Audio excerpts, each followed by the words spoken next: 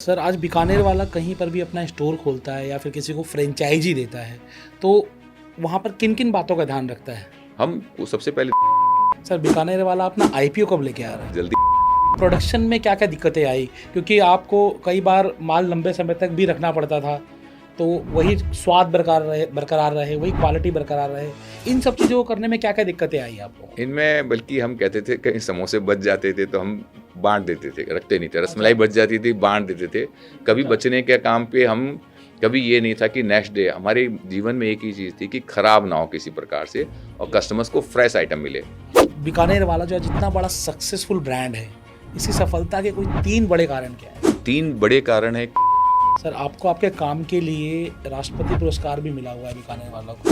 राष्ट्रपति अवार्ड जब मिलता है, राष्ट्रपति या देश के लोग जो सर्वोच्च पद समझता है कि ये इस लायक हैं, तब मिलता है और बड़ी खुशी होती है। कोई अवार्ड मिलता है तो पूरे परिवार को एक मनोबल बढ़ता है। स्पीड की अगर हम बात करें तो कोविड के तुरंत बाद इंडिया की सबसे बड़ी मिठाई और नमकीन की फैक्ट्री जो आपने जेवर में लगाई है, सिर्फ 200 वर्किंग डेज में तैयार की। इसके पीछे क्या टेक्नोलॉजी थी और क्या सोच थी? ये हमारे भाई साहब के अंदर एक आज के दिन मैंने देखा है कि बाहर वेज के अलावा भी काफ़ी कुछ चलन है, नॉन वेज का चलन भी बहुत ज़्यादा है। तो आप लोगों ने भी सोचा कि हम वेज के अलावा भी कुछ और शुरू करें? नहीं, हमने कभी लाइफ में ना सोचा है, ना सोच सकते, ना करेंगे। दोस्तों, हिंदुस्तान में हर त्योहार पर, हर खुशी में और खाने के साथ मीठा तो चाहिए ही चाहिए। और जब हम बात करते हैं मिठाई की तो बीकानेर वाला का नाम ना आए ऐसा हो नहीं सकता। जी हाँ दोस्तों, आज हमारे साथ हमारे स्टूडियो में होने वाले हैं बीकानेर वाला के डायरेक्टर श्री नवरत्न अग्रवाल जी, जिनसे हम बात करेंगे बीकानेर वाला के बिजनेस के बारे में। किस तरीके से बीकानेर वाला आज एक वर्ल्ड वाइड ब्रांड बन गया है। 150 से ज्यादा लोकेशंस पर 200 से ज्यादा स्टोर्स इनके खुल चुके हैं और इनकी मिठाइयां ही नहीं, इनके नमकीन भी आज विश्व विख्यात है। तो अगर आप मिठाई के शौकीन हैं, नमकीन के शौकीन हैं और आप जानना चाहते हैं बीकानेर वाला के बारे में, तो इस पूरे पॉडकास्ट में बने रहिए। तो आइए हम और आप मिलकर स्वागत करते हैं श्री नवरत्न अग्रवाल जी का और जानते हैं बीकानेर वाला की कहानी, बीकानेर वाले की जवानी। तो सर आपका बहुत बहुत स्वागत है। बहुत अच्छे हैं, बड़ा अच्छा लग रहा है, आपने हमें यहाँ बुलाया, इनवाइट किया। सर मैं आपसे जानना चाहूंगा, आज बीकानेर वाला एक वर्ल्ड वाइड ब्रांड है, इनके 200 से ज़्यादा स्टोर्स ना कि सिर्फ इंडिया में बल्कि अब्रोड भी हैं। आप ऐसे में हेल्दी और टेस्टी फूड को मैनेज कैसे करते हैं? इसकी स्टोरी, हमारे बीकानेर से हमारे फैमिली यही काम करती थी, मिठाई नमकीन का। और वहाँ से स्टार्टिंग से वहाँ पे खूब अच्छा चलता था, तो काम को बढ़ा करने के लिए कि हम 6 भाई हैं, तो पिताजी 6 भाई थे, तो उन्होंने कहा कि कहीं अब बाहर चलते हैं। तो बाहर आने में दिल्ली आए, दिल्ली नज़दीक पड़ता था। पहले कैलकाटा, बॉम्बे और भी गए, लेकिन उन्होंने कहा ये आउट ऑफ रहेगा तो ये दिल्ली नज़दीक और बेस्ट रहेगा। फिर वहाँ से जब उन्होंने काम स्टार्ट किया, ताऊ जी और वो आए थे, पहले पैक मिठाई रसगुल्ले लेके आते थे और ये जैसे पिक्चर हॉल हुआ करते थे और बाकी मार्केट में हाथों में पापा बाल्टी में लेके रसगुल्ले और बेचने का काम रहा है, भुजिया। और फिर वहीं एक धर्मशाला में रहते थे, बीकानेर से जब आए, काम बढ़ने लगा, उसकी डिमांड आने लग गई, तो उन्होंने फिर एक दुकान कर ली। चांदनी चौक की एक दुकान से स्टार्ट करा और फिर वो दुकान में भी ऐसे ही क्वालिटी बढ़िया थी, नमकीन मिठाइयों में वैरायटी बढ़ाते चले गए। जानते थे पहले मैन्युफैक्चरिंग बीकानेर में थी, अब मैन्युफैक्चरिंग दिल्ली में आ गई। दिल्ली में आने के बाद उस काम को मैं देखता था कि अपने हाथों से भुजिया बनाना, उसको मैंने जो अनुभव किया, तो पूरी एक तपस्या थी और उसमें एक मस्ती आती थी। मैं काम में देखता हूँ कि जब तक वो काम में प्यार नहीं आता तब तक नहीं हो सकता।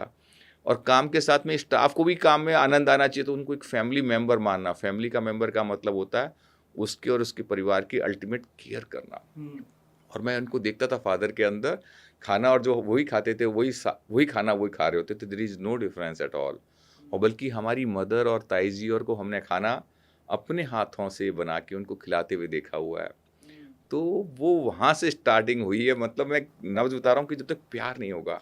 और फिर कस्टमर को भी खिलाते थे तो ऐसे देखते थे कि कस्टमर से चाहते कुछ नहीं थे कि कस्टमर टेस्ट करके कि कैसा लग रहा है, क्या स्वाद लग रहा है, क्या चीज़ लग रही है।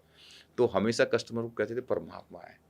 तो वो हमें टेस्ट में भी डेवलपमेंट करने में सपोर्ट करेगा, क्योंकि यहाँ के लोगों को टेस्ट कैसा है, क्वालिटी कैसी है, कहीं नमक ज़्यादा कम तो नहीं है, कोई और चीज़ें तो नहीं है। तो फिर वहाँ से फिर हमारी दुकान की जर्नी बढ़ती चली गई। फिर करोल बाग में ली, करोल बाग के बाद में हमारे साथ फैक्ट्री में आ गए। हमने सबसे पहले फैक्ट्री अपनी फरीदाबाद में फैक्ट्री लगाई। वहाँ बीकानो के नाम से नमकीन पैक करने लगे, मार्केटिंग करने लगे। जब मार्केटिंग करने लगे तो उसके साथ में हमारी लैब्स और चीज़ें बढ़ानी पड़ी कि पैक माल कर रहे हैं तो, क्योंकि पहले तो फ्रेश माल होता था, हाथ क्या पैक करा और दे दिया। पहले तो रॉ मटेरियल चेक करते थे कि दूध क्वालिटी कैसी है, मसाले कैसे हैं, कहाँ के मसाले बेस्ट आते हैं, क्वालिटी कहाँ की बेस्ट आती है। फिर जब वहाँ पे हमने फैक्ट्री लगाई तो हमारे साथ पेप्सी एक कंपनी थी, पेप्सी, वो लहर नमकीन के लिए उन्होंने भी हमारे साथ पूरे एफर्ट्स किए। उन्होंने बहुत क्वांटम में हमसे सैंपल्स लिए, उन्होंने रैंडम मार्केट में ABC ब्लॉक करके सभी जगहों के लिए। फिर उन्होंने फाइनली हमें फाइनल किया तो लहर नमकीन के साथ में हमने काफ़ी इनमें और मेहनत करी। तो बीकानो के नाम को बढ़ता चला गया, दुकानें लोग डिमांड करते रहे, तो हम ये दुकानें बढ़ती चली गई। फ्रेंचाइज मार्जिन्स कम होते थे, हमारे लोगों की क्वालिटी बढ़िया होती थी, और तो लोगों को रीच करने में हमारे प्रोडक्टों को दिक्कत नहीं आती थी कहीं किसी प्रकार से। सर, ताज़ा माल बेचना, जैसे आपने बताया कि रोज़ बनाते थे, रोज़ बेचते थे, वो बड़ा आसान होता है क्योंकि आपको पता है कि आज ही का बना हुआ है, टेस्ट सेम बरकरार रहेगा। लेकिन जब आप एक दुकान से 2 दुकान, 2 दुकान से 10 दुकान का सफ़र आपने तय किया, वो भी 1950 के दशक के आसपास की बात है ये सारी, जब टेक्नोलॉजी भी बहुत ज़्यादा नहीं हुआ करती थी। तो वहाँ पर आपको प्रोडक्शन में क्या-क्या दिक्कतें आई? क्योंकि आपको कई बार माल लंबे समय तक भी रखना पड़ता था, तो वही स्वाद बरकरार रहे, वही क्वालिटी बरकरार रहे। इन सब चीज़ों को करने में क्या-क्या दिक्कतें आई आप लोगों को? इनमें बल्कि हम कहते थे कहीं समोसे बच जाते थे तो हम बांट देते थे, रखते नहीं थे। अच्छा। रसमलाई बच जाती थी, बांट देते थे। कभी अच्छा। बचने के काम पे हम, कभी ये नहीं था कि नेक्स्ट डे, हमारे जीवन में एक ही चीज़ थी कि खराब ना हो किसी प्रकार से, और ओके। कस्टमर्स को फ्रेश आइटम मिले। अब आज की तारीख में भी वन टुडेज डेट है, हुँ। तो हम जैसे पेस्ट्रीज, केक्स और होते हैं, हाँ। तो हम उसको आज भी 25% शाम को टाइम डिस्काउंट कर देते हैं। रसमलाई और बंगाली मिठाइयाँ उनमें डिस्काउंट कर देते हैं, तो शाम को हम आज की तारीख में भी निकाल देते हैं ताकि जो भी माल है वो ख़त्म हो जाए कहीं किसी प्रकार से। और लोग वेट करते हैं शाम के टाइम कि भैया इस टाइम आएंगे तो हमें एक कॉम्पिटिटिव, एक डिस्काउंटेड प्राइस पे मिल जाएगा और हम घर पे लेके चले जाएंगे। तो दिक्कत नहीं थी, बल्कि क्या है कि एक फ्रेशनेस थी। फ्रेशनेस का अपना अलग टाइम था, और प्रत्येक आइटम की अपनी अपनी लाइफ है। ऐसा नहीं कि रसमलाई रसगुल्ले की लाइफ है, अब सब्जियां और है, दालें हैं, उनकी लाइफ कम होती है। कहीं पैक्ड होकर फ्रोजन हो जाते हैं तो उनकी लाइफ बढ़ जाती है। हुँ। तो वो एक टेक्नोलॉजी बेस्ड, जब डे बाय डे पे पैकिंग आ रही थी, रसगुल्ले टिन पैक तो हम पहले भी करते आए हैं, शुरू से पैक करते हुए आ रहे थे। हाँ जी। तो उनमें जैसे टिन पैक रसगुल्ला और हो गया, उसमें साल की लाइफ पहले भी हुआ करती थी, पहले भी कोई दिक्कत नहीं थी। अच्छा। लेकिन जो खाने पीने की फ्रेश आइटम थी उसकी लाइफ एक लिमिटेड लाइफ होती थी। वो आज भी लिमिटेड है, पहले भी लिमिटेड थी। सेम वही आज ही प्रोसेस है। जो घर में बनाते हैं दाल, वो अपन सुबह अलग बनाते हैं, शाम को अलग बनाते हैं। बिल्कुल। वही टारगेट हमारा रेस्टोरेंट्स और में भी होता है कि हर थोड़ी देर में फ्रेश बनता रहे, ताकि लोगों को फ्रेश आइटम मिलता रहे हर वक्त कंटिन्यूस में किसी प्रकार से। सर, आज के दिन एक दुकान चलाना भी आसान नहीं है लोगों के लिए, और बीकानेर वाला 200 दुकानें चला रहा है। 200 आपके आउटलेट्स, रेस्टोरेंट्स सक्सेसफुली रन हो रही है, जहाँ पर क्वालिटी भी सब जगह एक जैसी मिलती है। तो ये आप सब लोग मैनेज कैसे करते हो? देखो, हमारे क्या है कि फैक्ट्रीज़ में जैसे मसाले और सब एक से ही बन जाते हैं एक साथ में ही। और आज की तारीख में हम जितनी दुकानें हैं, उनके मसाले एक होने के कारण उनके मसालों का टेस्ट एक हो जाता है। प्रिपरेशंस की कोशिश ये होती है कि मैक्सिमम हमारी एक से ही बैच नंबर सिस्टम्स एक से जाएँ, तो सभी जगह वो उस हिसाब से काम होने लग गया। तो जैसे ही दुकान खुलती है, कुछ लोग पीपल यहाँ के चले जाते हैं, साथ में उनके ऐड हो जाते हैं, और वो मसाले रेसिपी एक सी होने के कारण, और पहले एक पूरी टीम वो होती है, धीरे धीरे लोगों को ऐड करते हैं, तो उसके साथ बढ़ता रहता है। तो अब क्वालिटी और में हमारा फ्रोजन्स और भी आने लग गया। भाई वर्ल्ड वाइड बाहर जाते हैं तो वहाँ फ्रोजन्स हैं और चीज़ें हैं, वो साथ जाती है, तो वहाँ पे हाथ के हाथ खोल के फ्रोजन्स और हैं। रिटॉर्ड है, कोई भी इंसान जाता है आज की तारीख में बाहर, तो रिटॉर्ड फूड लिया, हाथ के हाथ माइक्रोवेव में रखा, या केटल होती है, केटल में रखा, गर्म किया, निकालो। आप खुद भी घर में वो चीज़ें हाथ के हाथ फ्रेश ले सकते हो एज इट इज़।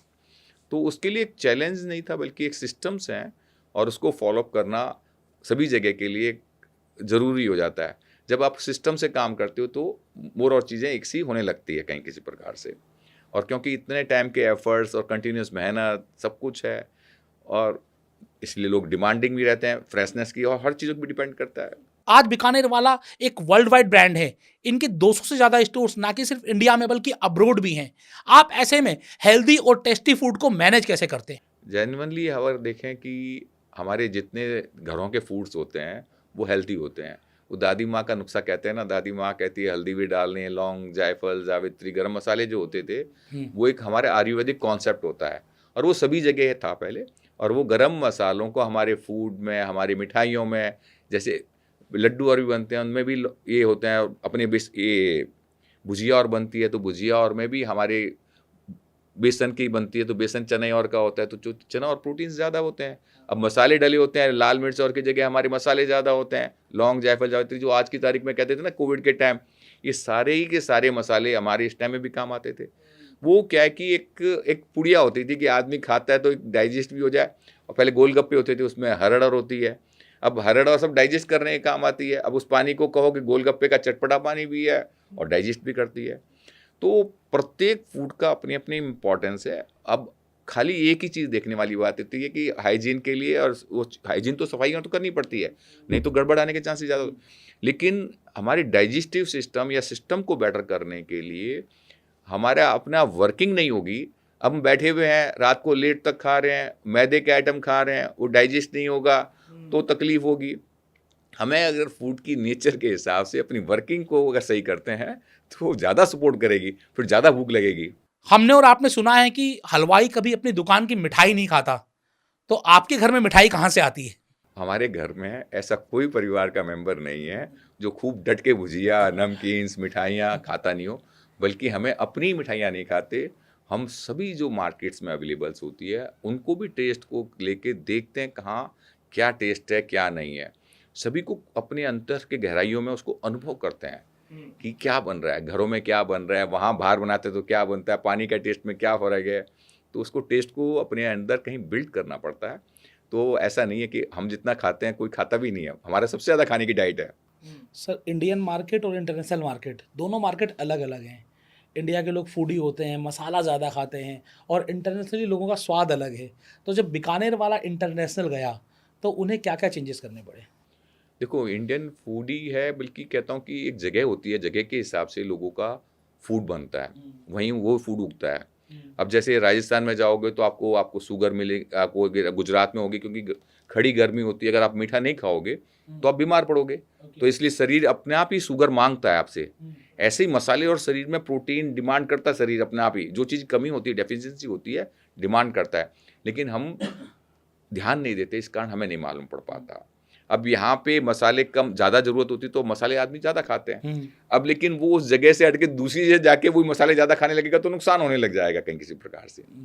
ऐसे ही हम बाहर जाते हैं तो बाहर क्या है कि एक तो जल्दीबाजी के चक्कर में उन्होंने देखा है कि मैं गाड़ी भी ड्राइव कर रहा हूँ, बर्गर भी खा रहा हूँ, मेरे को 2 काम और करने हैं, फ़ोन भी सुन रहा हूँ, तो वो खाने का एक सही प्रोसेस नहीं है। लेकिन वहाँ पे डे बाय डे कल्चर आ गया बर्गर का, जो चीज़ पैक पड़ी हो खा सकते हैं, गाड़ी चला सकते हैं, तो उस हिसाब से फूड बनने लग गए। लेकिन हमारे कोशिश ये थी कि उनके फूड के साथ में हमारा अपना फूड पूरा वही रहता है वहाँ पे, क्योंकि खाने वाले लोग इंडियन होते हैं, उनका कल्चर, जो टेस्ट है, जो हैबिट्स हैं, वो इंडियन हैबिट्स बन चुकी होती है, तो उनको उसमें मज़ा आ रहा होता है कहीं, उनको चाहिए होती है, शरीर ललक करता है, उनके अंदर क्रेवी आती है कि भैया मुझे चाहिए वो चीज़। हाँ जी।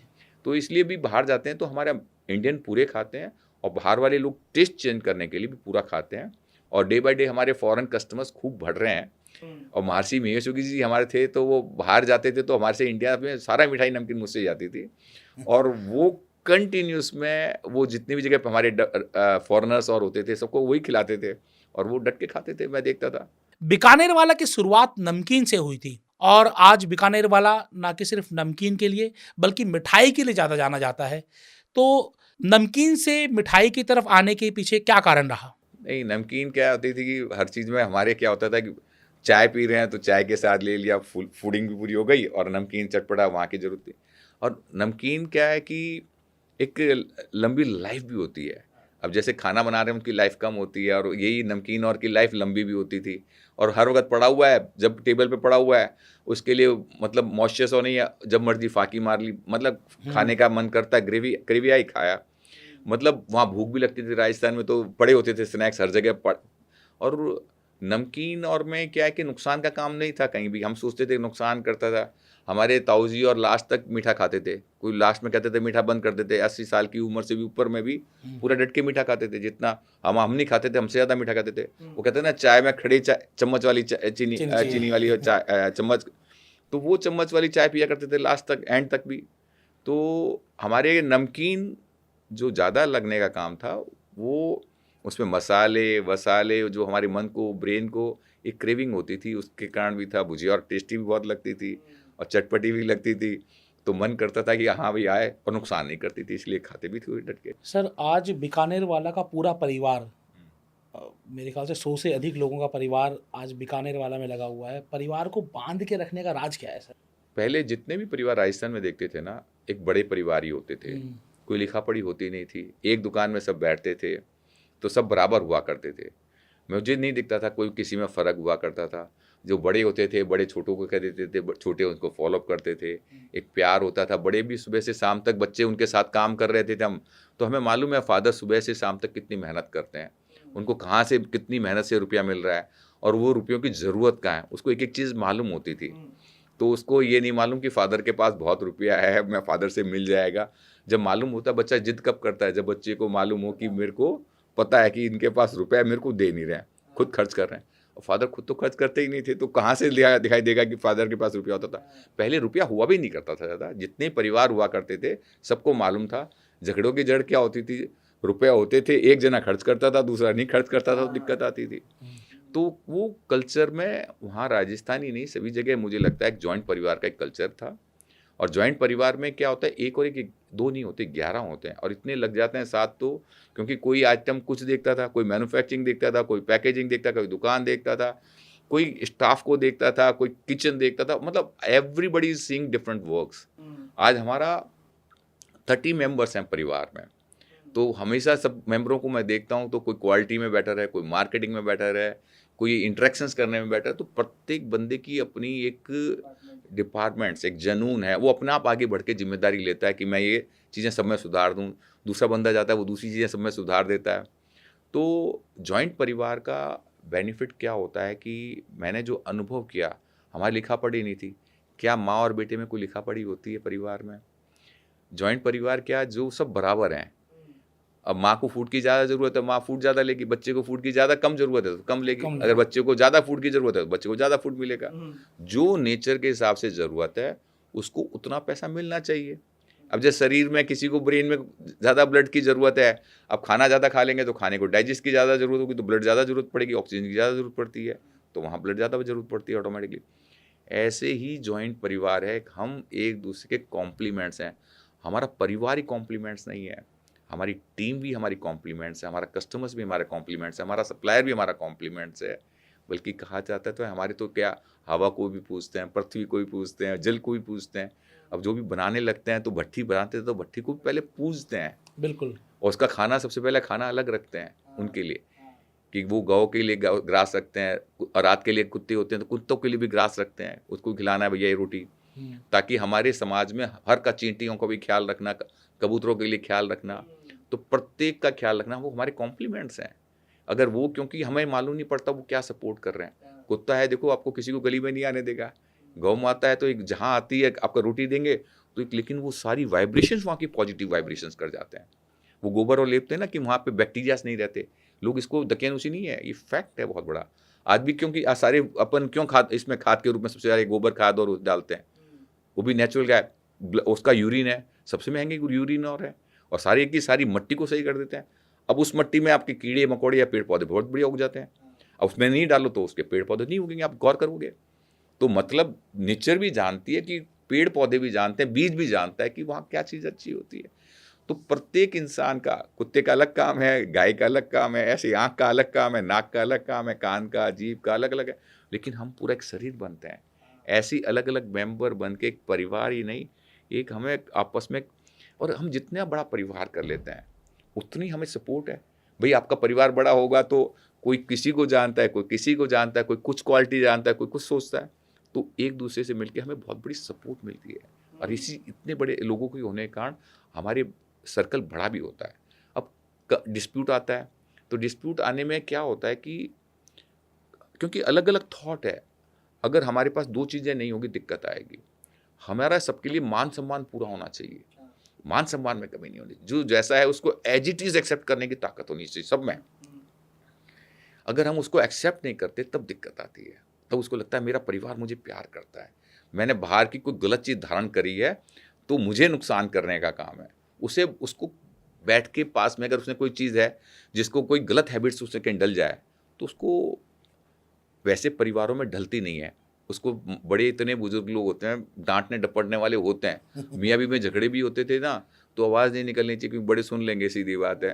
वो कहेंगे तुम्हें जीना ही नहीं आता, अभी तक ढंग से रहना नहीं आता कहीं किसी प्रकार से।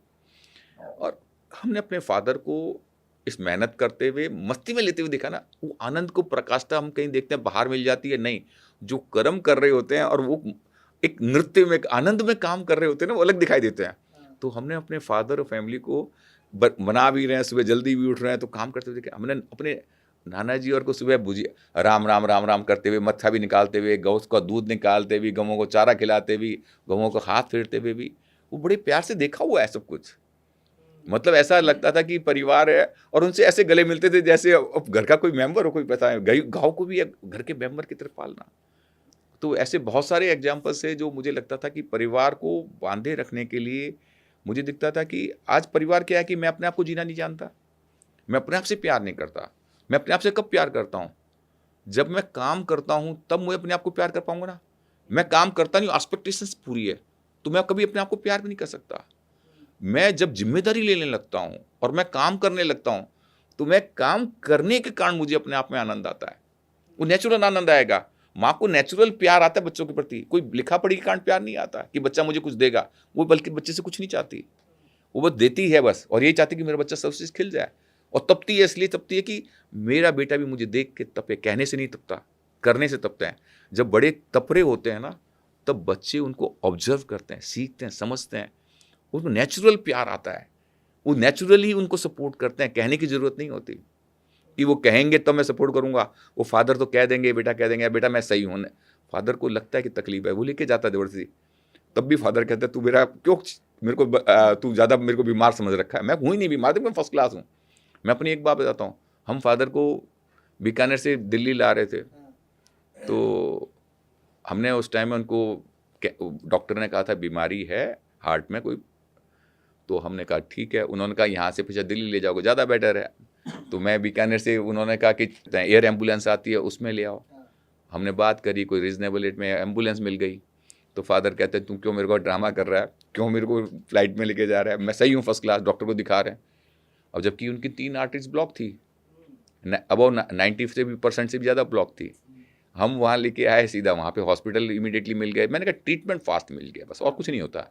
और जब अपन कर सकते हैं तो क्यों नहीं करा जाए। तो परिवार में बच्चे भी चाहते हैं कि माँ बाप को किसी प्रकार से तकलीफ ना आ जाए, रत्ती भर की तकलीफ ना आ जाए। उनके सोचने से पहले वो माँ बाप को तो खर्च करने में तकलीफ आती थी और बच्चों को सपोर्ट करने में आनंद आता था। उन्हें लगता था खर्चा कर रहे हैं तो उनको, मेरे पे खर्चा कर रहे हैं तो उनको तकलीफ होती थी। तो जीवन जो मैंने अनुभव करता हूँ कि जब सब देने वाले होते हैं ना, देने का मतलब ही, परिवार का मतलब माँ अपने बच्चे को देती है, पिता अपने बच्चे को सर्वत्र चाहता है।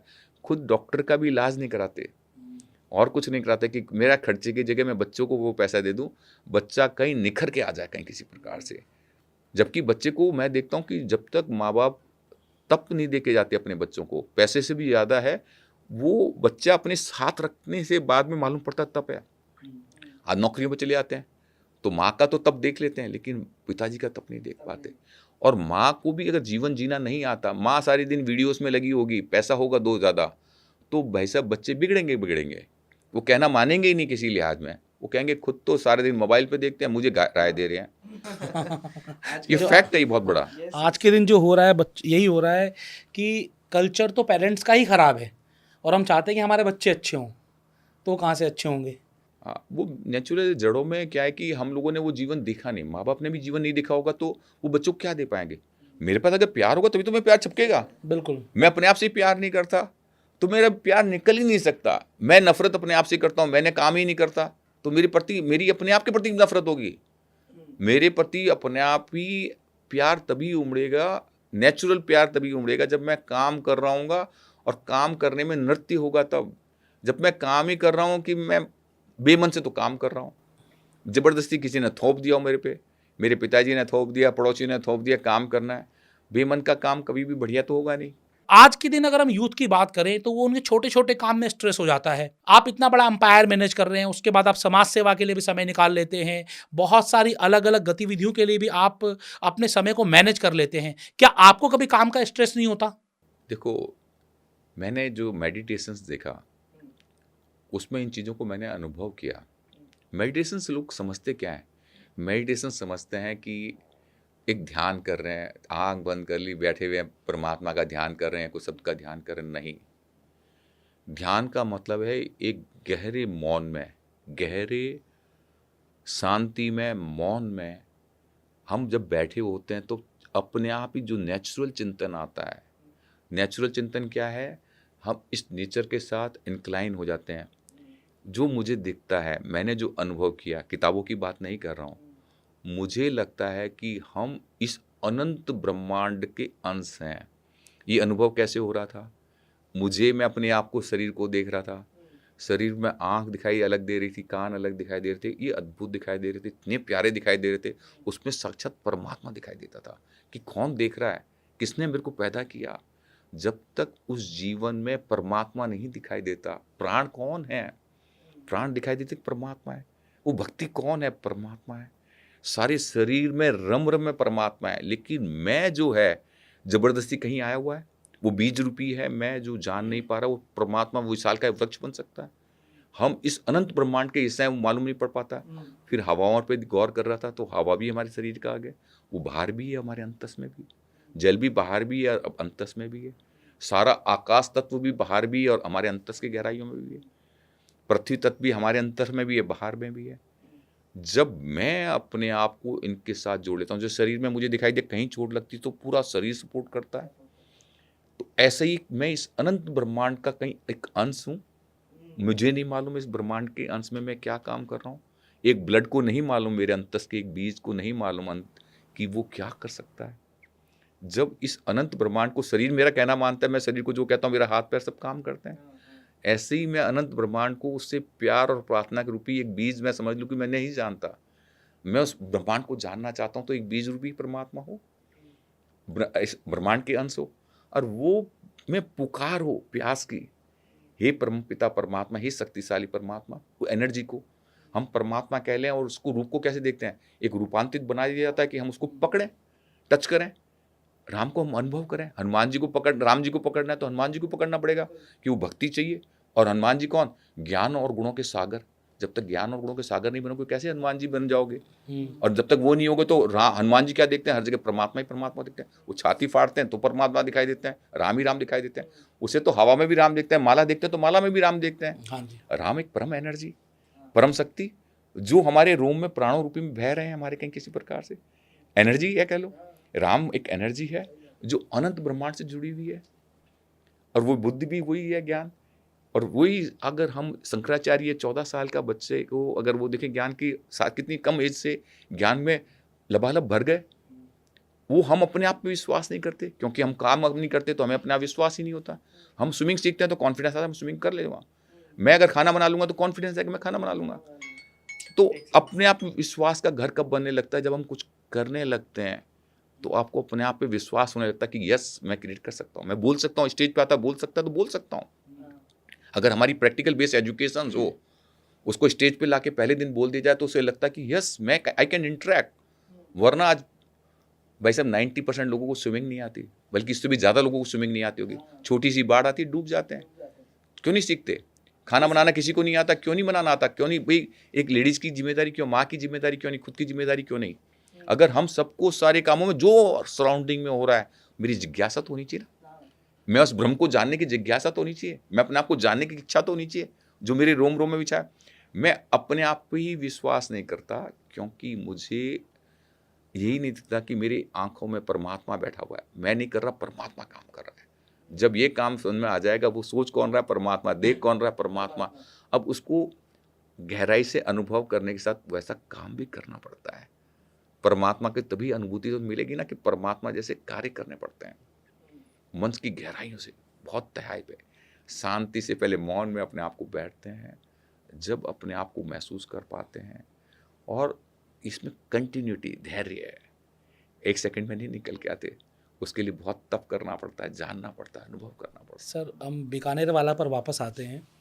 बीकानेर वाला जब मैं भी छोटा था तो मैं देखता था कि गली गली में बीकानेर वाला है, मतलब बीकानेर बीकानेर हाँ, बीकानेर वाला सब जगह। कोई राम बीकानेर, कोई श्याम बीकानेर, तो ये असली की अगर पहचान ही नहीं होती कि सही बीकानेर वाला कौन सा है। अब देखो, बीकानेर वाला और बीकानो के नाम से आपको बड़े बड़े दिखाई देने लगते हैं आउटलेट्स, और उसमें झालर टाइप की लगी हुई दिखाई देती है।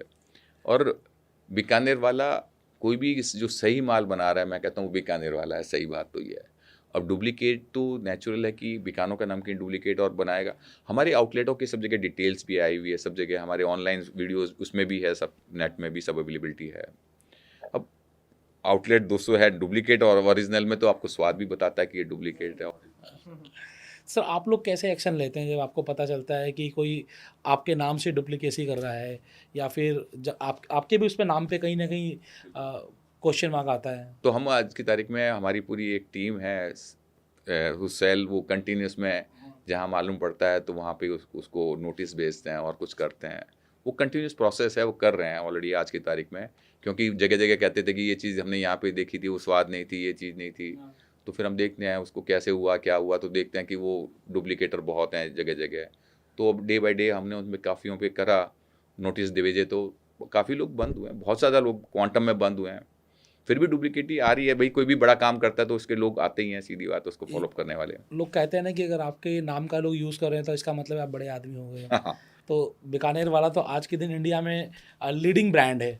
अगर कोई मिठाई की नाम बात करे, नमकीन की बात करे, तो बीकानेर वाला के बिना तो बात पूरी होती नहीं है। नहीं, बिल्कुल ठीक है। इसको आगे ले जाने का क्या विज़न है? और अब आगे ले जाने का विज़न क्या है, जैसे हमने फैक्ट्री करी, पहले पेप्सी, हमने लहर नमकीन के लिए यहाँ पे बीकानो और इसकी नमकीन की 2 फैक्ट्री थी फरीदाबाद में।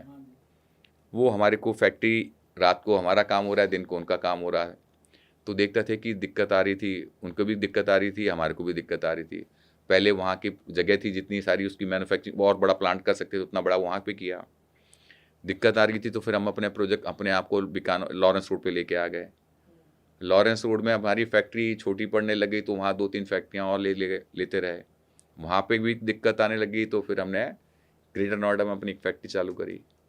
वहाँ भी दिक्कत आई तो वहाँ पास में एक फैक्ट्री और मिल गई उसके एडजॉइनिंग, तो उस फैक्ट्री को लेके और बड़ा कर लिया। फिर हमने फैक्ट्री राई में करी, राई में बड़ी कर ली। राई के बाद में हमारी फिर ज़रूरत पड़ने लगी, फिर हमने यहाँ पे जेवर एयरपोर्ट पे करी। दुकानों के साथ में मिठाई नमकीन के लिए भी फैक्ट्रियाँ लगाते चले गए, ताकि वहाँ से बहुत बड़ी सपोर्ट मिलती जाए, बड़ी बड़ी सप्लाई की फैक्ट्री लगाने का। वहाँ भी और जगह साउथ में भी जाने की ज़रूरत पड़ी, तो साउथ में हमने एक बड़ी फैक्ट्री साउथ में भी लगा दी, हैदराबाद में।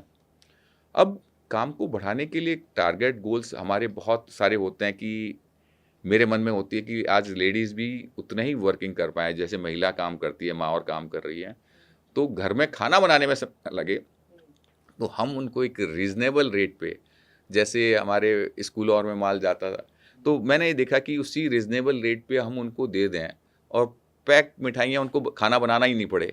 हम वो क्वालिटी नहीं देख पाते, और चीज़ें उनको महंगी मिलती है, हम लोगों को एक रीज़नेबल रेट पे एक बेस्ट क्वालिटी प्रोडक्ट मिल सकता है, तो हम उसको लेके सबको चाहते हैं कि वो सब जगह वो आ जाए। ये पहले मिठाई नमकीन है, जितनी भी जगह हमारे ऑल ओवर द वर्ल्ड जाती रहे, नमकीन सब जगह जाए पूरे वर्ल्ड में, लोग उसको टेस्ट करें, उसको अनुभव करें। नमकीन के साथ साथ मिठाइयाँ पैक है। फिर उसके बाद में आउटलेट्स खोलने की बात है कि वर्ल्ड वाइड जहाँ हमारे पास डिमांड आती है, फिर उसको एनालिसिस करते हैं, डिमांड तो बहुत आ रही है, तो उसको बढ़ाने का टारगेट डे बाय डे है कि इंडिया में भी बढ़ाएं और वर्ल्ड वाइड भी बढ़ाएं।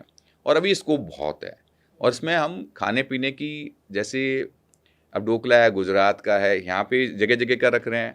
अब वर्ल्ड वाइड भी हमारा दिमाग कोशिश ये है कि वर्ल्ड की जो बेस्ट चीज़ें हैं, जो वर्ल्ड में बेस्ट हैं, अभी जैसे मैं मिठाई पे काम कर रहा हूँ, तो मैंने मिठाई में देखा कि और बड़ा बढ़ाने के लिए कि हम शुगर जो लेते हैं वो स्टीविया, मिठाई चीनी के कारण बहुत लोग नहीं खाते, तो मैं स्टीविया पे मैंने खेतीबाड़ी भी स्टार्ट करी है, स्टीविया की मिठाइयाँ भी स्टार्ट करी है, ताकि हम उसकी जड़ों से हम जान के अपने आप को उगा पाएँ।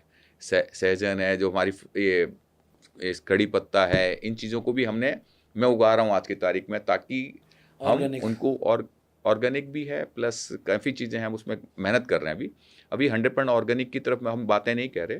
हम चाह रहे हैं कि कस्टमर्स को बेस्ट क्वालिटी मिले, उसके और उसके परिवार की अल्टीमेट केयर करने की जिम्मेदारी जो हमारा मीठा नमकीन खाए, हमारी कहीं हम उस इस सरकार के अंश हैं, इस कि हमें जिम्मेदारी है, मैं अपनी तरफ से बेस्ट टू बेस्ट करूँ कहीं किसी प्रकार से। आज के दिन अगर हम बात करें तो स्वीट्स एंड नमकीन एक बहुत ही लिक्रेटिव बिजनेस बन चुका है और बहुत सारे नए नए एंटरप्रेन्योर्स और नए नए ब्रांड इस कैटेगरी में आ रहे हैं। तो आप इस कंपटीशन को किस तरीके से लेते हैं और आप इन सभी लोगों के बीच अपने आप को श्रेष्ठ रखने के लिए क्या करते हैं? कंपटीशन से डर नहीं लगता कभी भी, बल्कि एक वर्ड को दूसरा वर्ड क्या कॉम्प्लीमेंट्स हैं। आज मैं कहता हूँ कि कोई भी गाड़ी है, जैसे कि एग्जांपल लेते हैं, गाड़ी में किसी चीज़ में डेवलपमेंट करता है, तो छोटी कंपनी ने, मारुति ने भी डेवलपमेंट करी होगी तो मर्सिडीज़ वाला भी अडॉप्ट कर लेगा, मर्सिडीज़ ने कोई डेवलपमेंट करी होगी तो होंडा भी कर लेगा, मारुति भी कर लेगा, सब कर लेंगे। तो कॉम्पिटिशन्स नहीं होते, कॉम्प्लीमेंट्स होते हैं। जैसे आँख नाक कान अलग होते हुए सब एक दूसरे को कॉम्प्लीमेंट्स हैं, ऐसे ही सब जने कॉम्प्लीमेंट्स हैं, वो हमें सपोर्ट कर रहे होते हैं। अकेला ही रिसर्च नहीं कर सकता, एंडलेस स्कोप है इस रिसर्च का, डेवलपमेंट का। हमारी आइज़ खुली होनी चाहिए, हम होश में होने चाहिए, जागरण में होने चाहिए। पैकेजिंग है, दुनिया भर की पैकेजिंग है, मैं अकेला पैकेजिंग करता रहूँगा, बहुत बढ़िया नहीं होगी। अलग अलग लोगों की थॉट आएगी कि ये पैकेजिंग बेस्ट है, ये पैकेजिंग बेस्ट है, उसमें हो जाएगी। ऐसे ही खाना हम कहें इंडिया का ही बेस्ट है, मैं कहता हूँ पूरे वर्ल्ड के अंदर की जो बेस्ट चीज़ें हैं हमें लेके आनी चाहिए। और लेकिन ये ज़रूर होना चाहिए कि जो फूड आसपास का होता है वो श्रेष्ठ फूड होता है, वो वहाँ के शरीर को डाइजेस्ट करता है, सपोर्ट करता है। हिंदुस्तान में हर बड़े व्यापार के पीछे परिवार का बड़ा योगदान रहता है। अगर हम बीकानेर वाले की बात करें तो बीकानेर वाले की सक्सेस में परिवार का क्या योगदान रहा है? परिवार का सभी का रोल है, मतलब मैं कहता हूँ कि कोई ऐसा, प्रत्येक मेंबर में हमारे परिवार का रोल है। हमारी, मैंने मदर को कहा था कि खाना ही नहीं बनाती थी, लड्डुओं को बांधना, ताई जी और को बांधते हुए देखते थे। और प्रत्येक मेंबर पिस्ते बादाम काटना हाथों से, क्योंकि काम है तो करना ही है, सीधी बात है। और पहले इतनी लेबर नहीं हुआ करती थी कि भैया सारे काम, अपनी पूरी अल्टीमेट सपोर्ट होती थी। और जो काम करने वाला है, मैं देखता था आनंदित रहता है, और लगता है कि वो आनंदित नहीं है, काम कर रहा है, देखो उस पर कितने सारा काम पड़ा हुआ है, लेकिन वो काम कंटिन्यूस कर रहा है, जान रहा है, ज्ञान में जो रत रहता है। भाई आलस्य का भी जीवन हो सकता है? नहीं हो सकता जीवन, कर्मठता ही जीवन है। इंडिया सर डायबिटीज़ कंट्री बन गया है और डायबिटीज़ की वजह से लोग मिठाई खाना कम कर रहे हैं और मिठाई की जगह अल्टरनेटिव चीज़ों पे शिफ्ट कर रहे हैं। तो बीकानेर वाला की मिठाई की सेल्स पे कोई फ़र्क पड़ा है? नहीं, सेल्स का फ़र्क नहीं पड़ा है। ये मिठाई की बीमारी देखो, हर जगह के प्रकार के लोग हैं, अपना जो खाना खा के डाइजेस्ट नहीं करेंगे उनको बीमारियां आएगी। ये शुगर वूगर भी जो मोर और लेस जो बीमारियां हैं, मैं जो समझता हूँ, हमारी लाइफस्टाइल बेटर ना होने का कारण, बहुत बड़ा कारण है। अगर हमारी लाइफस्टाइल बेटर होगी तो मेरे को लगता है कि, मुझे लगता है कि शायद फ़र्क पड़ेगा। अब जो मीठा खा सकता है वो खा रहा है, और जो नहीं खा सकता नहीं खा रहा है। और जो आज की तारीख में शुगर डायबिटिक हैं, हमारी जो मीठी तुलसी कहते हैं, स्टीविया कहते हैं, वो खा रहा है, नुकसान नहीं करता, सपोर्ट करती है बल्कि। शुगर फ्री मिठाइयाँ भी होती हैं आपके हाँ, पास? बिल्कुल शुगर फ्री है। स्टीविया की जो बना रहे हैं ओके। वो शुगर फ्री है, बिल्कुल 100%। डायबिटीज़ वाला पेशेंट भी उसको ले सकता है? बिल्कुल ले सकता है, 100% ले सकता है। तो बीकानेर वाला भी टेक्नोलॉजी में डे बाय डे नई नई चीज़ें लेकर आ रहा है ताकि हर किसी ग्राहक को कैटर कर सके। बिल्कुल बिल्कुल, डेफिनेटली डेफिनेटली। हमारी लैब और लगी हुई है आज की तारीख में, पूरी हम R&Ds हैं, हमारी नई नई रिसर्च है, डेवलपमेंट्स हैं, कंटिन्यूस में चल रही है। मतलब ऐसा नहीं है कि आज की तारीख में नॉन स्टॉप है, हर जगह हर प्रकार के फील्ड में R&D कर रही है। सर आपको आपके काम के लिए राष्ट्रपति पुरस्कार भी मिला हुआ है बीकानेर वालों को, उसके बारे में सर कुछ बताएंगे? राष्ट्रपति अवार्ड जब मिलता है, राष्ट्रपति या देश के लोग जो सर्वोच्च पद समझता है कि ये इस लायक हैं, तब मिलता है, और बड़ी खुशी होती है। कोई अवार्ड मिलता है तो पूरे परिवार को एक मनोबल बढ़ता है। और मैं तो कहता हूँ जो लोग काम थोड़ा बहुत करते हैं उनको अवार्ड ज़रूर मिलने चाहिए। अवार्ड से वो क्या है कि जिम्मेदारी भी लेता है, मनोबल के साथ साथ जिम्मेदारी भी लेता है, और फिर वो उतनी मेहनत भी करता है कि क्योंकि मेरे को मिला है तो मुझे और मेहनत करनी है और कुछ करके दिखाना है। तो अवार्ड ऑलवेज अप्रिशिएटिंग, एंड कहीं पे भी स्कूल में अवार्ड मिलता है तो बच्चे में देखते हैं ताजगी आ जाती, करंट आता है, कोई मैं और करूँगा कहीं किसी प्रकार से। सर आज बीकानेर वाला कहीं पर भी अपना स्टोर खोलता है या फिर किसी को फ्रेंचाइजी देता है तो वहाँ पर किन किन बातों का ध्यान रखता है? हम सबसे पहले देखते हैं कि वो वाइबल प्रोजेक्ट बनेगा या नहीं बनेगा। अगर वो वाइबल नहीं होगा तो उसको दिक्कत आएगी, वो प्रोजेक्ट में उसको दिक्कत आएगी तो हमें भी दिक्कत आएगी। जब हमारी टोटल टारगेट होती है कि वो जीतना चाहिए किसी प्रकार से। अब वहाँ देखते हैं कि वहाँ इतनी बड़ी डिमांड है नहीं है, वहाँ के लोग एक्सपेंसेस करते हैं नहीं करते हैं, और मतलब सभी चीज़ों को एक एनालिसिस करने का एक पूरा सिस्टम बना रखा है कि वो अगर एनालिसिस में आते हैं, कितना डिस्टेंस पे दूसरा आउटलेट है, पहला आउटलेट नहीं है, वहाँ के लोग आने जाने में, वहाँ व्हीकल्स है, लोग एक्सपेंसेस करते हैं नहीं करते, बहुत चीज़ें देखते हैं। तो जो मेजर देखते हैं कि वहाँ की पॉपुलेशन कितनी है और पॉपुलेशन के साथ में वहाँ के एक्सपेंसेस लोग करते हैं नहीं करते, और वो सिटी कैप पहले तो हम देखते हैं कि मेन सिटीज़ में होना चाहिए। गाँव और में लोग आज भी जो कल्चर्स होता है हम देखते हैं कि अपने घर में खुद खाना बनाना, वो मीठा और नमकीन तो लेके जाते हैं घर से, हाँ जी। बाकी खाना और अपने हाथ से बनता है। तो रेस्टोरेंट और टाइप की चीज़ हम नहीं चाहते कि वो करें। वहाँ पे हमारा टारगेट होता है कि मीठा, नमकीन्स और वो जाएँ। स्वीट शॉप खुल जाए लेकिन वहाँ पर रेस्टोरेंट ना जाए। आप पैक मिठा है, पैक नमकीन्स हैं, वो चीज़ें जाती रहे, सप्लाई होती रहे, तो वो उसकी कोशिश होती है। लेकिन रेस्टोरेंट खोलने की, जो एक बीकानेर वाला का आउटलेट खोलने की है ना, वो क्यूरियोसिटी नहीं होती हमारी वहाँ पे उस जगह। सर आज फास्ट फूड बिजनेस बहुत तेज़ी से बढ़ रहा है। कोई भी नया स्टार्टअप करना चाहता है, 10 में से 6 लोग सोचते हैं कि मैं कुछ खाने पीने की दुकान खोल लूँ। और यंग एंटरप्रेन्योर्स जो इस बिज़नेस में आना चाहते हैं, उनके लिए आपकी क्या राय रहेगी? देखो जी, आप डेडिकेटेड होके लगो और इसको बहुत बड़े मार्जिन्स मान के चल रहे हो, वो नहीं है। जब तक इसको सेवा भाव का काम नहीं सोच के चलोगे ना, कि मुझे कस्टमर्स का अल्टीमेट ध्यान करना है, और उसमें शुरू में हमारे कोई आउटलेट्स में प्रॉफिट्स नहीं आते। एक टाइम फैक्टर लगता है, धैर्य चाहिए। अगर तुम्हारे पास वो धैर्य है, कहीं आपने रेंट की जगह ले ली और आपकी पॉकेट में पैसे नहीं है, मालूम पड़ा कि लॉसेस हो रहे, बड़े लॉसेस हो गए, अब बर्दाश्त नहीं, बंद करना पड़ जाएगा। तो धैर्य भी होना चाहिए। काम कोई भी हो, कोई भी कार्य में लगे, लेकिन पूर्णता होनी चाहिए, पूरी डेडिकेशन चाहिए। और जैसे-जैसे हमारे त्योहार आते हैं तो हमें ज़्यादा मेहनत करनी पड़ती है। सैटरडे, संडे है तो और मेहनत करनी पड़ती है। कस्टमर को बुलाना है तो उसको बिहेव का भी ध्यान करना पड़ेगा। क्या मेरा बिहेव ऐसा है कि मैं उनको पलकों पे बैठा सकता हूँ? वरना वो बोले कि नहीं मैं तो बॉस है, मेरे को तो वो नीचे बैठना चाहिए और मैं बॉस बन के रहूँगा, मैं मालिक हूँ, तब नहीं हो पाएगा काम। तो इसके लिए तो भैया कोई भी गलत भी है, वो अगर कस्टमर गलत भी है तो उसको सर आँखों पे रखने की ज़रूरत है। उसके वो मतलब वो एक कहते हैं ना कि अल्टीमेट है, वो कस्टमर इज़ कस्टमर, अल्टीमेट है हमारा, परमात्मा ही है। हर कोई ये जानता है कि बड़ी कामयाबी के पीछे बड़ी मेहनत होती है। लेकिन जब मैं आपको सुनता हूँ, आपके मैंने बहुत सारे स्पीच सुने हैं, जहाँ पर मैंने देखा है कि आप स्पिरिचुअलिटी की तरफ ज़्यादा डाइवर्टेड हैं। तो आपके जीवन में सक्सेस का बड़ा कारण क्या रहा है? मेहनत या स्पिरिचुअलिटी? 100% रोल स्पिरिचुअलिटी का है। स्पिरिचुअलिटी जानने से अनुभव करने में आपको सपोर्ट करती है। स्पिरिचुअलिटी का मतलब क्या है कि मैं हूँ कौन? मैं क्या कर सकता हूँ? आया किस लिए हूँ? जब तक मेरे क्वेश्चंस ही नहीं होंगे तो मैं आंसर्स क्या दूँगा? एक जीवन है कि भैया मजबूरी में मेरे को 2 रोटी बनानी है, खानी है, जीवन जी रहा हूँ मैं। और एक जीवन है कि मेरे अंदर क्यूरियोसिटी है कुछ करने की, समाज के लिए भी, तभी क्यूरियोसिटी चाहिए। अपने लिए भी जीना है तो क्यूरियोसिटी चाहिए। आज अगर हमारे जो जीवन है, अगर हम मैं जो अनुभव करता हूँ, क्यूरियोसिटी बहुत ज़्यादा ज़रूरत है। स्पीड की अगर हम बात करें तो कोविड के तुरंत बाद इंडिया की सबसे बड़ी मिठाई और नमकीन की फैक्ट्री जो आपने जेवर में लगाई है, सिर्फ 200 वर्किंग डेज में तैयार की। इसके पीछे क्या टेक्नोलॉजी थी और क्या सोच थी? ये हमारे भाई साहब के अंदर एक श्याम सुंदर जी के अंदर एक डेडिकेशन होती है, हमेशा मैं देखता हूँ। सब परिवार के रोलों की सपोर्ट होती है और उसमें पूरी टीम की भी सपोर्ट होती है, क्योंकि अकेला आदमी नहीं कर सकता। तो जब टीम कहती है कि यस कर लेंगे, डेडिकेटेड कंधे से कंधा मिलाने को तैयार होती है, और उसमें गवर्नमेंट की भी बहुत बड़ी सपोर्ट होती है। गवर्नमेंट भी चाहती है कि इंडस्ट्रीज़ आएँ यहाँ पे, डेवलपमेंट होगी, एम्प्लॉयमेंट भी होगा और वहाँ पे गवर्नमेंट के रिवेन्यूज़ भी बढ़ेंगे, सब कुछ बढ़ते हैं। तो मुझे लगता है जब सबकी सपोर्ट होती है ना और नेचर की सपोर्ट होती है तो स्पीड हो जाती है। उसमें प्लानिंगें करनी पड़ती है, कागज़ों में हमारी जो प्लानिंगें हैं, सिस्टम्स हैं, सिस्टम को करना पड़ता है पूरा, कि लैब लगानी है, टाइल्स लगनी है, ये लगनी है, इनके कॉस्टिंग वॉस्टिंग। जितनी ज़्यादा स्पीड होती है तो वो फिर सुबह और शाम 24 घंटे वही चीज़ दिखाई दे रही होती है।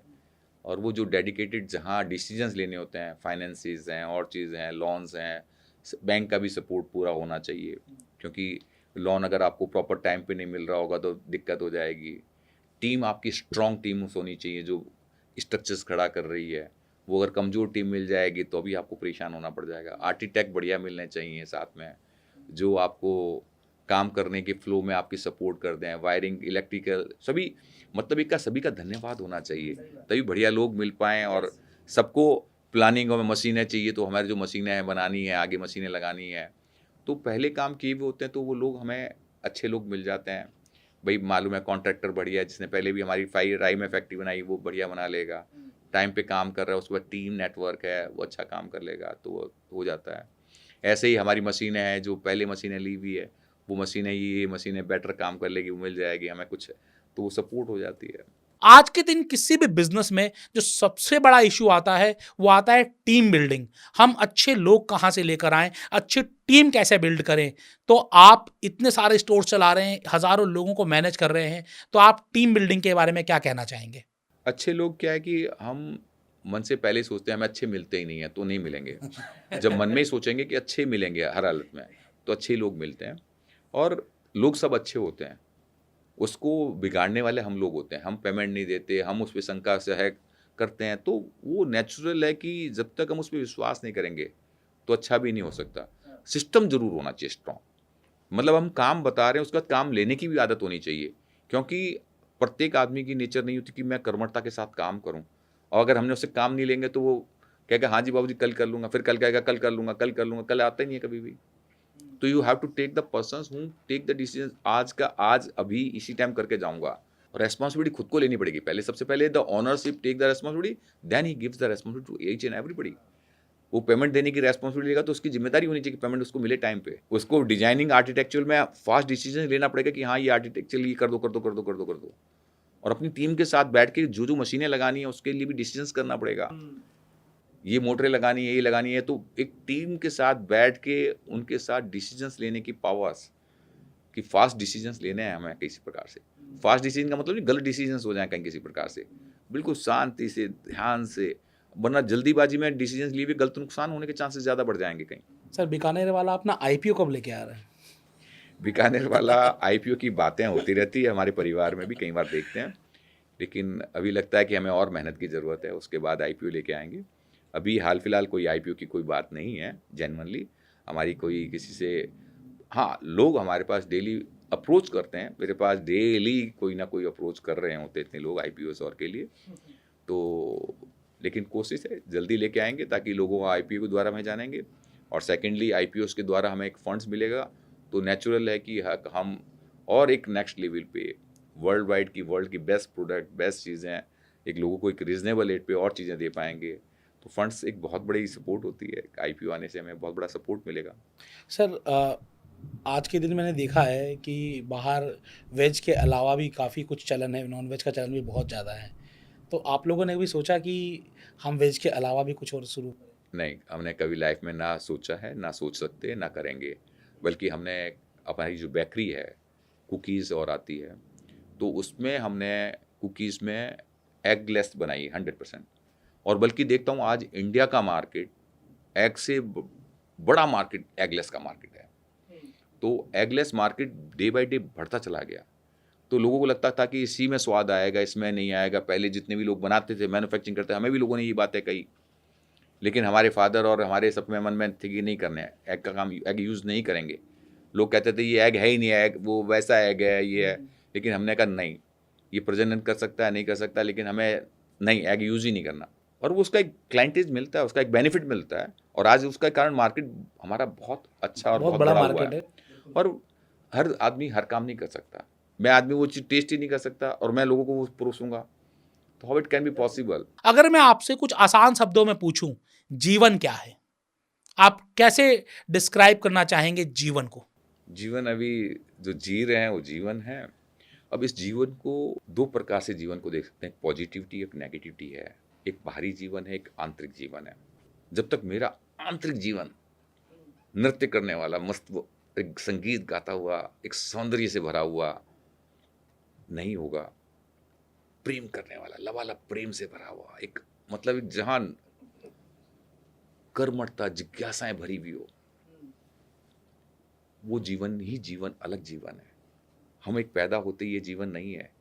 जीवन को जो तराश दें, डायमंड के पत्थर हो, ऑलरेडी डायमंड हो आप, लेकिन तराशने वाले को जो तराश ले अपने जीवन को, वो एक जीवन है जिसमें मैं जीवन कहता हूँ।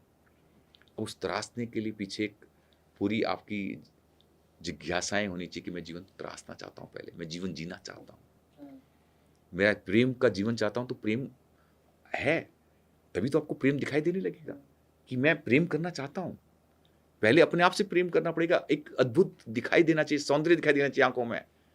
नाक कितनी प्यारी, सौंदर्य से भरी हुई परमात्मा ने बनाई, बाल कितने प्यारे बनाए, कान कितने प्यारे बनाए, कैसा अद्भुत जीवन है परमात्मा, उसमें अद्भुतता दिखनी चाहिए कि कान कैसे काम कर रहा है, आंखें कैसे काम कर रही है, कौन देख रहा है इसको।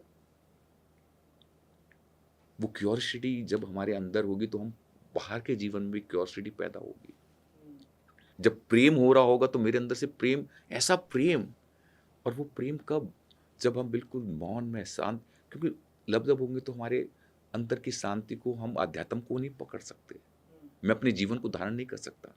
मेरे को अपना जीवन धारण करना तो बिल्कुल मौन में, बिल्कुल शांति में, गहराई में अपने आप को देखना पड़ेगा कि कौन ने मेरे को पैदा किया, किस लिए पैदा किया, क्या है मेरा रोल, और कैसे मैं डेवलप कर सकता हूँ। तो मुझे कई बार दिखाई देता है कि हमारे अंतस में अनंत बीज पड़े हुए हैं।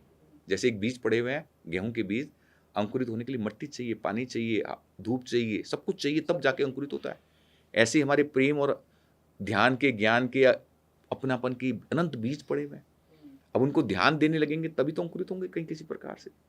मैं कैसे अपनापन ला पाऊँ, कैसे मैं प्रेम से भर जाऊँ, कैसे, क्या है ये सब कुछ, ये एनर्जी जो मेरे अंदर बह रही है, मैं उसको कैसे अनुभव को, प्रार्थना चाहिए, धैर्य चाहिए, और वो शक्ति चाहिए। आलसी आदमी नहीं कर सकता, उसके लिए शक्ति चाहिए। आलसी तो प्रोसा हुआ ही है, नेगेटिविटी प्रोसी भी है।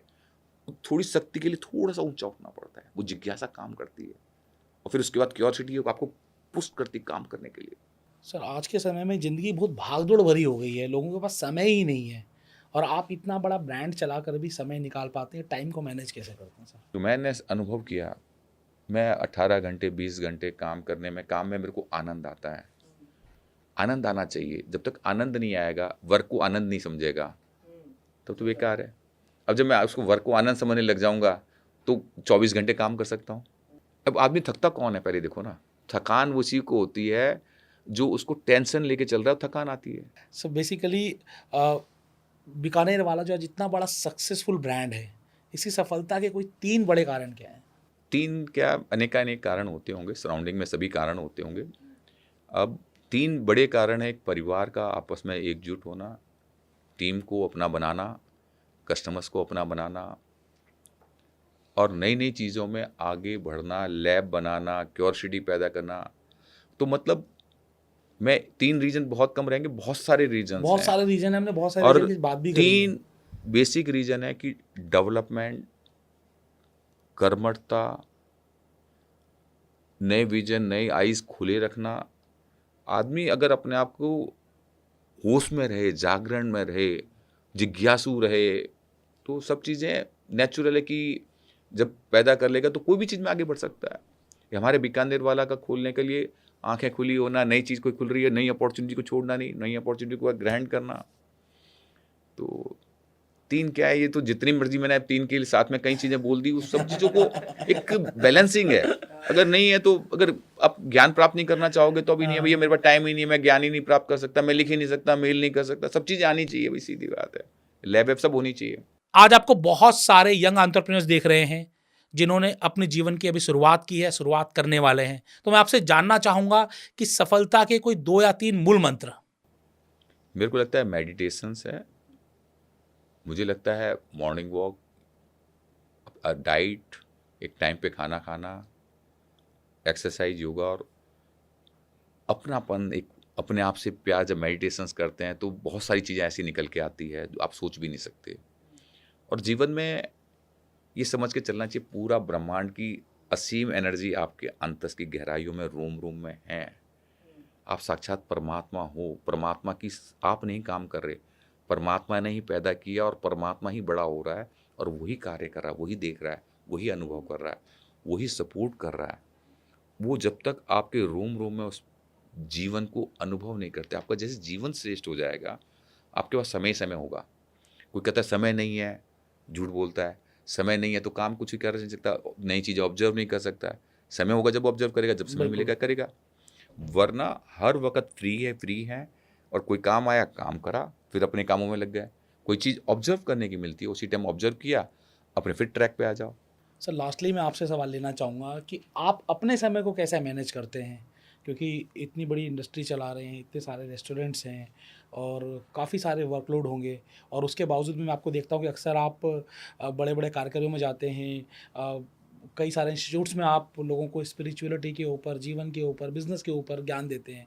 तो इस पूरे समय को आप मैनेज कैसे करते हैं? एक्चुअल में क्या है कि मैं कॉलेज या यूनिवर्सिटीज़ या स्कूल्स में जाता हूँ तो मुझे लगता है यार मेरे बच्चे हैं और मुझे मैं दूंगा जो, क्योंकि जो अंदर बह रहा होता है वो निकालने के लिए जगह चाहिए होती है, तो वो देता हूँ तो मुझे लगता है कि मैं अपने परिवार को दे रहा हूँ।